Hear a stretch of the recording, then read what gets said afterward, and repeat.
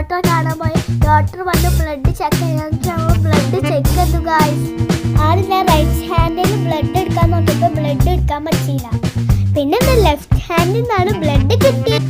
പക്ഷെ എൻ്റെ ഈ രണ്ട് കൈയും സൂചി എടുത്തിട്ട് ഞാൻ കരയില്ല ഗായ്സ്. നിങ്ങൾ എത്ര ആൾക്കാർ സൂചി എടുത്ത് കരയും? കമന്റില്ലോ. ഞങ്ങൾ മെഡിസിനൊക്കെ വാങ്ങി. അപ്പം ഞാൻ എൻ്റെ അമ്മച്ചിയോട് പറഞ്ഞ് ഒക്കാശി കയറാന്ന്.